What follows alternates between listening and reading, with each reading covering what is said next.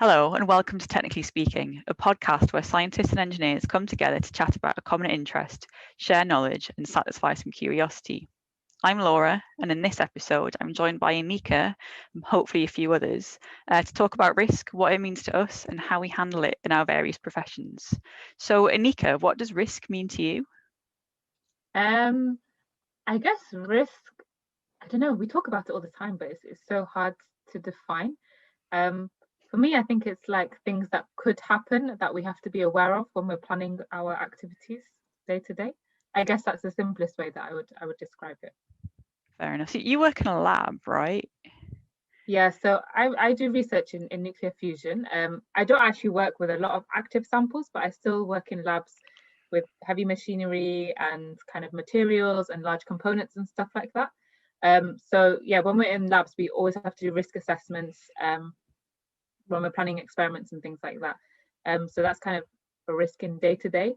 And because I work at a university, they also make you do risk assessments for every kind of process as well. So one example is that one of my students needed a chair to work from home.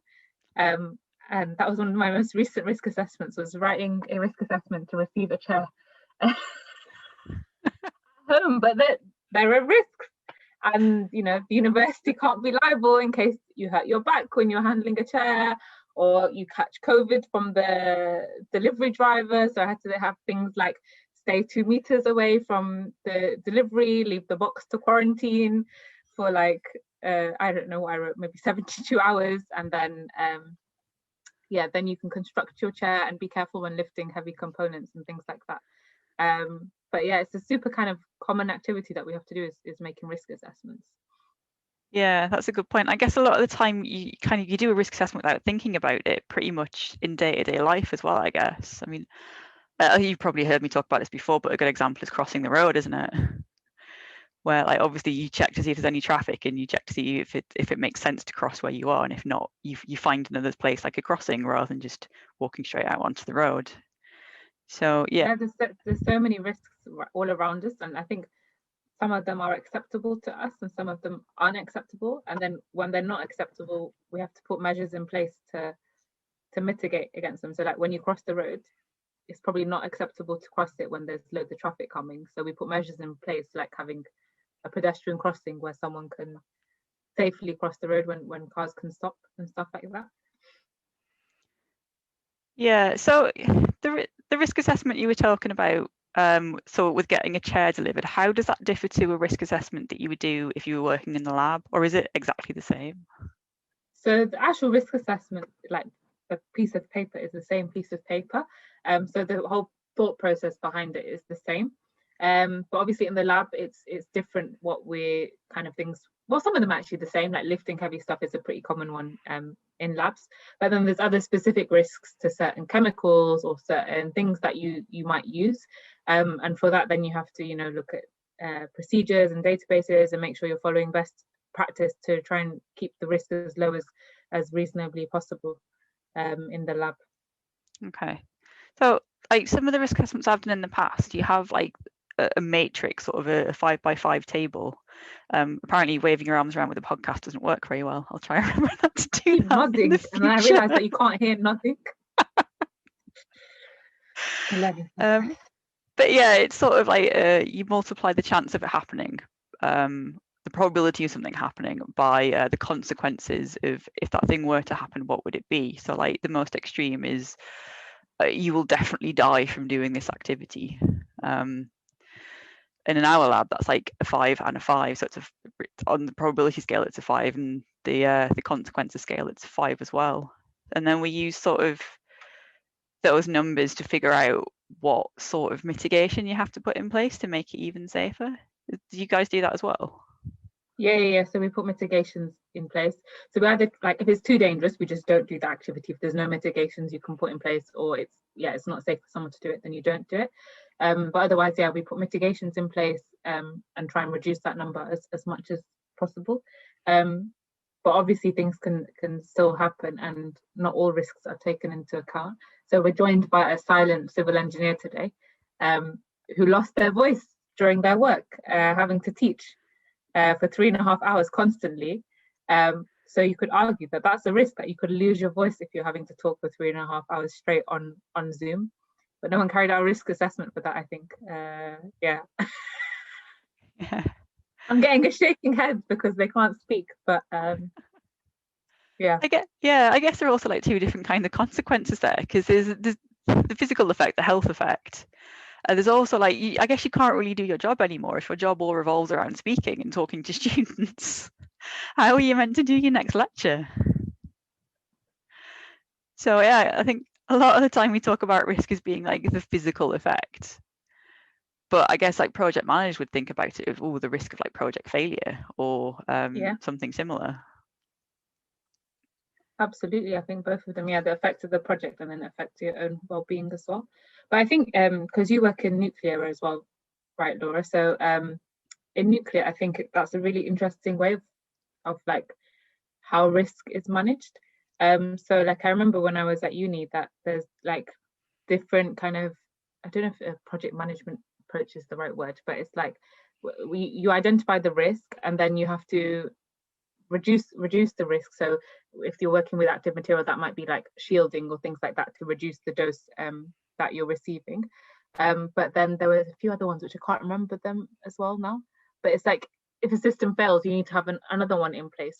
So say you've got the shielding, but say something happened to that shielding, you need to have another one just in case. I can't remember the word for it. There's a special word. Redundancy, I think. Yes, exactly. Yeah, that's the word. Thanks. Yeah, that's what I was thinking of. Yeah, I remember this from, so I used to be a nuclear safety assessor many, many years ago. So I used to do this professionally. And yeah, if depending on what the consequences were, and like the final risk level, once you'd multiplied your consequences by the probability, that would then dictate how many control measures you had to put in place. So yeah, you'd have like a secondary backup. I think nuclear calls it like defense in depth, having all these redundant systems. Which sounds a bit weird in a way, saying something's redundant. But it's so important. Like, if something like, I think, was it with them? I can't remember what it was, but just having different levels in place is, if one doesn't work, having another one just to catch issues is very, very useful. Yeah. So we've talked a bit about like crossing roads and things. So what's the most risky thing that you've ever done, either professionally or at home? You might not want to answer that, actually. Good question. I think it's really hard because maybe we didn't know something we did was risky as well, right? Because you only know if something's risky if like either if something bad happens to you, or if it doesn't happen to you. How do you know you weren't just lucky? And like if you weren't aware that the risk was there, I'm sure I've done that plenty of times. Like done really, especially as a kid. I'm sure I almost died several times, but I just wasn't aware of the risk. Like once I remember when I was a kid, I climbed a tree, like in flip-flops, all the way to the top and fell like and the tree was on top of concrete. So if I'd been young and done a risk, like if I'd done a risk assessment at that time, I'd be like, that's not wise to climb a tree in flip-flops, which is above concrete. But I'm like, no, I'm going to do this. So I climbed the tree and I got to the top and then I fell all the way down. But luckily, little Aneeqa was a bit chubby and got stuck hanging upside down over the concrete in the tree. And then like my brothers, they went to get my mom and my mom didn't believe them that like her daughter could be so stupid to be stuck in a tree. And then she just came like 5 minutes later with a cricket bat. To this day, I thought, okay, if I've not died from falling from the tree, my mom is now going to kill me with this cricket bat for being so naughty. I don't know what she planned to do, whether it was to hit me or to like poke me out of the tree. But that was a pretty risky thing that I did. But I've survived and I'm alive to this day. But at the time, I wasn't aware it was risky. So I think being aware is a big part of risk. Sorry, I rambled a lot about my childhood experience. No, that was very entertaining. I can't stop laughing about that now. Yeah, it's a good point though. Like if you'd have known if it were risky, you probably wouldn't have done it in the first place, right? But then, well, maybe I would have, because I was quite foolish. Like I did a lot of foolish things as a child. I don't know. Like I think a lot of, I don't know, are children aware of risks? Because we have to like tell them, right? Like to don't touch this, don't do that, that's hot, don't jump here and there.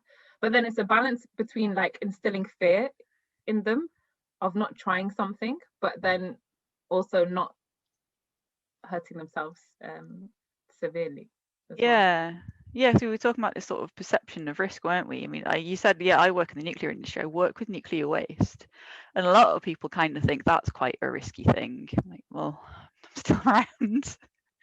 And I think part of the reason people think it's risky is because they don't really know what it is and how we handle it and how you can handle it safely. It comes across in like the public consciousness as this awful thing that should be avoided at all costs, but it's kept out of the public domain because that's the safest way of handling it, to do it in a controlled way, right? Which then creates this almost mythology around it. And I So think because the nuclear industry does put so much procedures in place, like to mitigate against risk and to avoid like serious incidents, that actually like puts more fear in, I think, public perception in a way, just because they see all of these things. They're like, oh, why are they having to do all of this? If it's safe to use, why are people putting all of these things in place?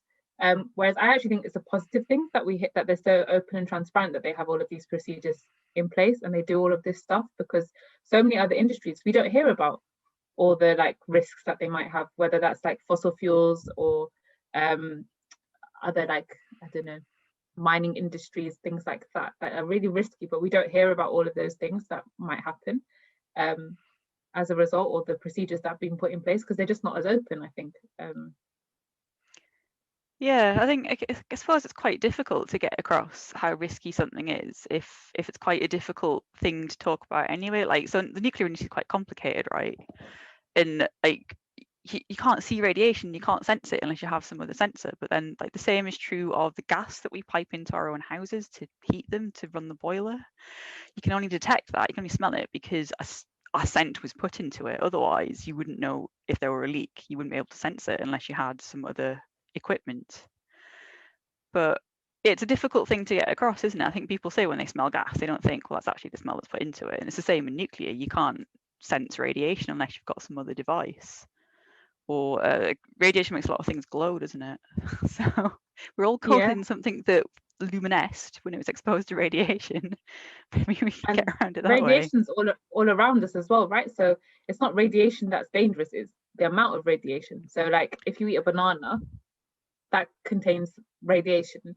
Or if you go to the hospital because you've hurt yourself and you need an x-ray, that would actually, if you didn't have that x-ray, that would hinder the doctors. So it's, small amounts of radiation are, okay for us and safe, and they actually can be really beneficial to our lives. Like bananas are really, not because of the radiation, but bananas are good for us. And x-rays help doctors find broken bones and things like that. Oh yeah, if you're allergic to a banana, they're not so good. That's true. But yeah, so it's all about the quantities as well, and it goes back to that table you said about like finding probabilities of things as well.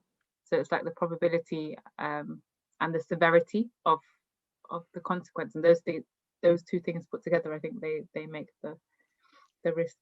Yeah, that's a very good point. I mean, all the years I've been working with radiation, I'm pretty sure I get more of a radiation dose from like a single transatlantic flight than I do from my day job. And like the space radiation, the radiation that comes from space when I'm in a plane is taken into account when the risk assessment is done for the other things that I do. So you can kind of see how it becomes more complicated to figure out what the effects would actually be to someone that doesn't necessarily know as much about it. So I guess that's why the perception is that it's quite a risky thing. But when you come to understand it and you learn the details, it suddenly seems you're a lot more comfortable with it, I guess. The same is true of piping gas into your house or crossing a road or lots of things we do in everyday life. I think one of the most risky things I did at home was working on my household electrics. I can't quite remember what I was doing, but I'd unscrewed a plug socket from the wall. I might have been painting behind it or something, or painting around it and not wanting to get paint everywhere. And I think something might have gotten stuck in it and I was trying to get it out, and I had completely forgotten to isolate the circuit before I started working on it. So, working on live electrics, not a good idea because electrocution is death. Yeah. So definitely more risky than some of the things I've done in the lab, which was just a lapse in concentration, I think. Yeah. And I think that's why we need all of these risk assessments and stuff as well, right? Because we're humans, so it's so easy for humans to make mistakes. So when you have to like stop and think about things, then at least you're like aware these are the the dangers.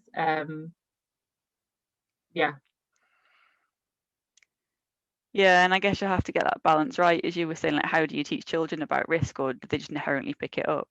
You don't want to go too far and constrain people too much and make them afraid to do anything. Yeah, I was reading an article just recently about, have you heard of a micromort? No. No, it's a measure of what's the official definition? So it's your chances in a million of being killed by doing a particular activity. So your 1 in 1,000 chance of being killed by sitting on a chair is just over 1.3 micromorts, risk of death by sitting on a chair, because you could fall off it and injure yourself in a way that you will die, apparently. No way. I'm sitting on a chair right now. Well, there you go. It didn't say what kind of chair. I don't know if it's safer because it has arms and whatever else. You did a risk assessment for a chair, right? Yeah, to be fair, going back to my old for my student who had to make a risk assessment for a chair delivery. That I didn't know about that. There's a whole unit for that. That's really crazy. Yeah, that you can quantify that.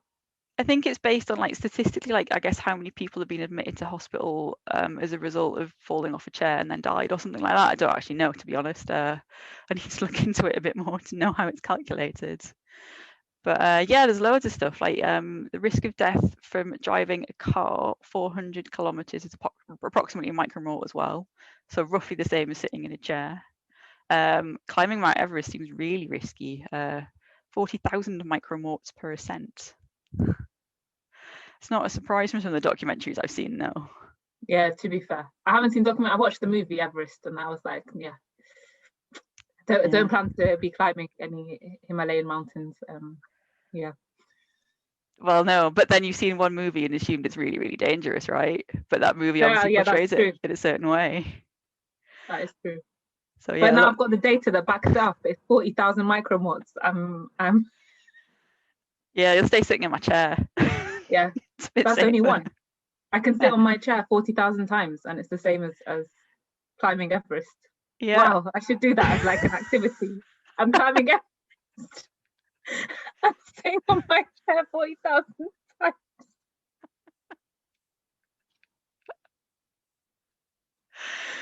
Oh dear. On that bombshell, I think we've been talking for quite a while now.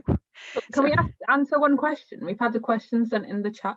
Okay. So I think just let's try this interactive question type thing in case like we have viewers in the future who send in questions. Oh yeah, like live Twitter questions. Yeah, go for it. So the question in the chat from Rahma is, do you ever feel risk assessments holds your work back, and do you get frustrated by it even though it's so useful? I would say no, because it makes you sit down and think about the work and actually plan it out and figure out the best way of doing it. But then I guess sometimes I do feel like all the safety procedures you have to go through do seem a bit onerous. I guess that you'd then have to think about, is the risk assessment really appropriate for the work that you're doing? But I think if I hadn't been trained in how to do risk assessments and spent an awful lot of time working with potentially risky things but in a safe way, I don't think I would have translated that into doing things at home. So working on my household electrics or riding my mountain bike, which apparently is quite a risky thing. I think I would probably do that in probably a more dangerous way if I wasn't aware of how useful risk assessments are. What about you?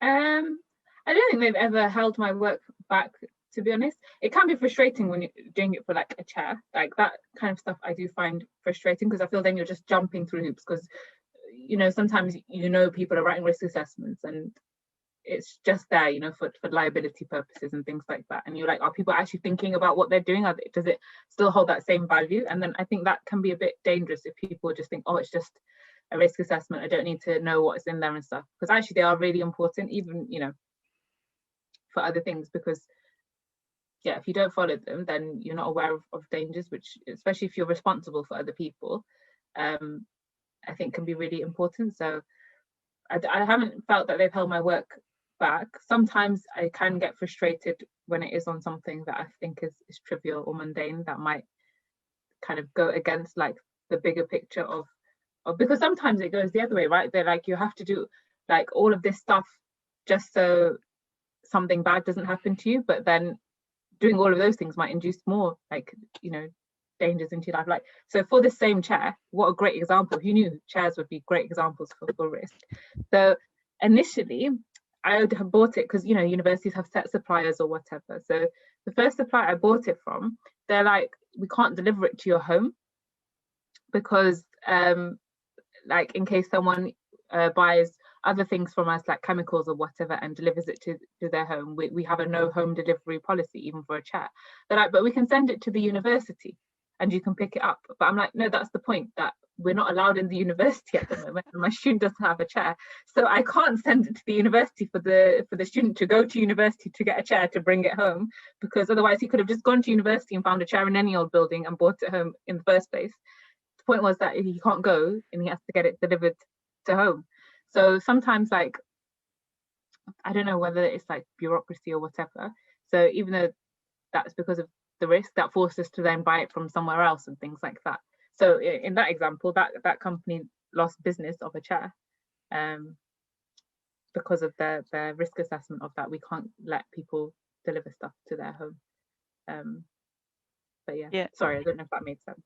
But no, it did. I think the take-home message was risk assessments are useful, but they have to be done in an appropriate manner. So the mitigation has to be proportional to the risk, the consequences that are entailed.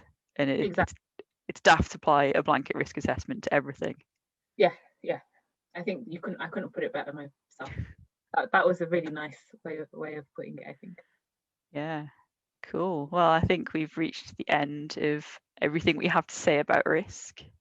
So I guess we will end the podcast here.